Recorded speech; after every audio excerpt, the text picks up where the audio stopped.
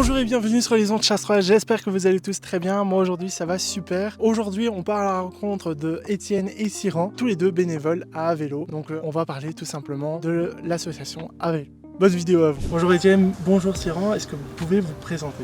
Donc moi c'est Cyran, j'ai 36 ans bientôt, je suis ingénieur de formation et j'ai 2 enfants, dont maintenant la première a 3 ans et demi, le second a presque 1 an, et je suis à Chastres depuis 5 ans. J'adore le vélo comme moyen de transport à la fois pour le quotidien et pour les vacances, parce que je trouve que c'est un moyen qui permet d'être fort en contact avec son environnement, que ce soit les oiseaux qui chantent, voir un animal, mais aussi avec les voisins, le voisinage. C'est plus facile de dire bonjour quand on est à vélo que dans son habitacle. Après je ne renie pas la voiture pour autant, je trouve que c'est un formidable outil de mobilité, mais je trouve que c'est intéressant de le remettre à sa juste place pour les trajets pour lesquels elle est conçue.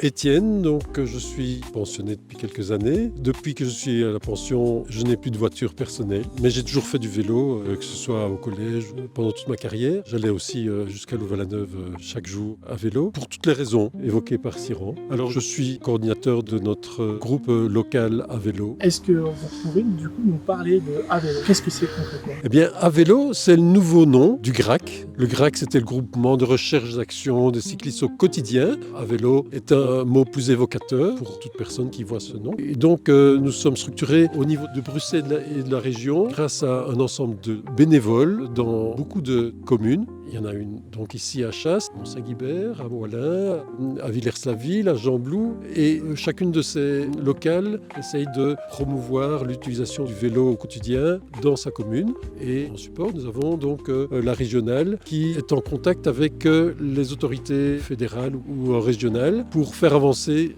l'idée du vélo. Par exemple, les cyclostrades qui va relier Namur à Bruxelles est bien sûr soutenue à 100% ou 200% par notre régional. Ok, super. Pouvez-vous nous parler de quelques actions phares qu'Avélo a déjà pu réaliser ici dans Chastres? Pour les dernières élections, nous avons défini un mémorandum, c'est-à-dire une liste d'actions que nous avons proposées aux différents partis politiques et sur lesquelles nous avons demandé à chaque parti de se positionner. Ce mémorandum a été soutenu par une balade à vélo avec les différents représentants qui ont pu se rendre compte de l'état des chemins de remembrement, etc. et différents points d'attention que nous voulions leur faire voir. Alors, nous tenons aussi à faire de la conscientisation, de l'information, grâce à un article trimestriel dans le Bien vivre à Chastres. J'espère que vous ne les manquez pas. Et notre sigle que nous aimons bien reprendre sur ces articles, c'est Chastrois, je roule courtois. Parce que c'est vraiment l'idée que nous partageons la route avec tout le monde, en espérant que les autres partagent la route avec nous. Sinon, comme autre action qu'on a menée et qu'on mène relativement fréquemment, c'est soit organiser des balades à vélo ou alors mettre en place un peu des outils qui permettent aux gens de découvrir la commune autrement. Donc il y avait notamment la balade qu'on a organisée donc, le 21 septembre pendant la semaine de la mobilité, ou alors lors de la balade des artistes où il y avait un itinéraire qu'on a conçu à faire à vélo. Voilà, ce genre de choses qui permettent aussi de mettre le vélo en avant et de découvrir un peu notre environnement autrement. Comment Avélo a-t-il participé à l'élaboration ou au suivi du PCM? Bien, le PCM, c'est-à-dire le plan communal de mobilité, est en cours d'élaboration. Depuis le tout début, nous avons pu participer en tant qu'Avélo à toutes les discussions et en tant qu'expert technique. D'ici la fin de l'année, le PCM va définir en fait les actions qui seront prises en charge par la commune et par après, nous pourrons donner notre support au service mobilité de la commune ainsi qu'à l'échevine de la mobilité pour un certain nombre de ces actions. Ok, super. Selon vous, quel point essentiel devrait être encore renforcé dans ce plan? Eh bien, on voudrait absolument que les chemins de remembrement soient accessibles par tout temps, c'est-à-dire qu'après des grosses pluies, il y a un certain nombre de chemins de remembrement qui sont presque inutilisables, en tout cas pour la plupart des cyclistes. Ça, c'est une première chose. Autre chose, c'est de permettre une sécurisation des vélos à tous les endroits où nous sommes amenés en tant que Chasserois à aller, soit chez le médecin, soit pour un entraînement sportif ou au magasin. Et du coup, dans ce cadre-là, peut-être aussi veiller à la continuité des infrastructures et donc faire en sorte qu'un itinéraire qui part d'un point A à un point B soit continu et permette d'avoir sur tout le long un côté à la fois pratique mais surtout sécurisant pour l'usager. Ça, c'est peut-être un point essentiel aussi pour faciliter et puis pour permettre à d'autres personnes de se mettre aussi à ce moyen de transport-là. Qu'est-ce qui motive Avélo à défendre le vélo comme moyen de transport au quotidien? Alors, ce qui motive, je pense, une bonne partie des bénévoles, c'est essayer d'avoir un environnement de vie qui nous permette de circuler avec ce moyen de transport-là, qui est un moyen de transport qui permet à la fois d'être assez efficace, parce que par exemple, un trajet trajet de 5 km, on le fait facilement en un quart d'heure, surtout avec les vélos électriques maintenant. Et je pense pas qu'en voiture, on va beaucoup plus vite avec les arrêts fréquents et ce genre de choses. Et donc en fait, c'est à la fois un formidable outil qui permet de se déplacer assez efficacement, qui est pas cher non plus, et qui permet aussi de réduire tout un certain nombre de biais ou de désavantages d'autres moyens de transport, que ce soit à la fois la fréquence, le coût pour la collectivité, les dangers pour les usagers faibles et ce genre de choses. Et donc c'est toute une série d'éléments qui sont, je pense, assez intéressants pour développer cet outil de moyen de transport, forcément qui va pas tout seul, qui résout pas non plus tous les trajets qu'on a à faire, mais qui est quand même un maillon à développer pour avoir une meilleure mobilité pour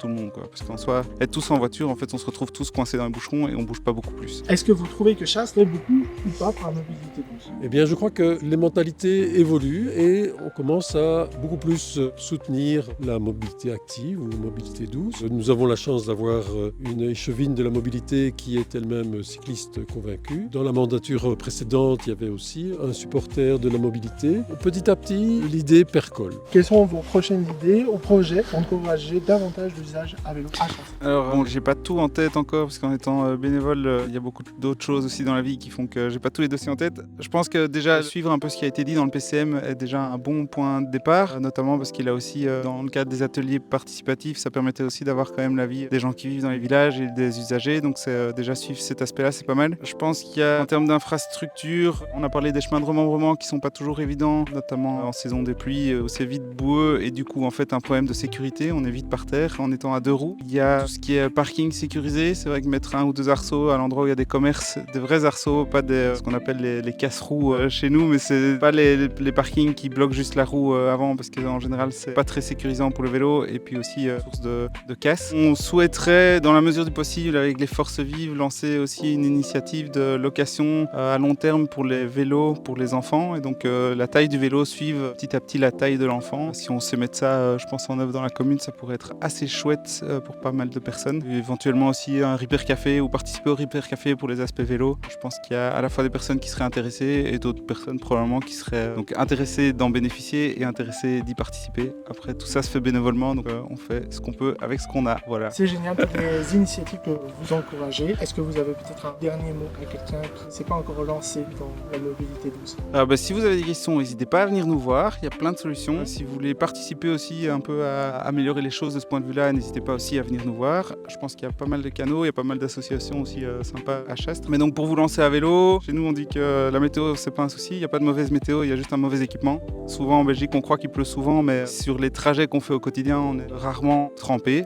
Et avec le bon équipement en fait on peut facilement rouler. Les trajets au quotidien souvent sont une distance qui est tout à fait accessible à vélo, que ce soit en vélo musculaire ou assistance électrique. Je donnais l'exemple tout à l'heure de 5 km, en fait ça met un quart d'heure à vélo, est-ce que ça va vraiment beaucoup plus vite en voiture? On n'est pas spécialement, je pense, contre la voiture, on est plutôt pour revoir d'autres formes de mobilité et essayer de trouver chaque mobilité au bon moment et au bon endroit. Et éviter d'avoir 2 voitures par ménage. Et voilà, la vidéo touche à sa fin. Merci beaucoup à Cyran et Étienne d'avoir expliqué qu'est-ce que c'était concrètement à vélo. J'espère que la vidéo vous a plu. N'hésitez pas à vous abonner, à liker, ça fait toujours plaisir, et donner votre avis en commentaire. On se retrouve à très bientôt. Vous étiez sur une chasse.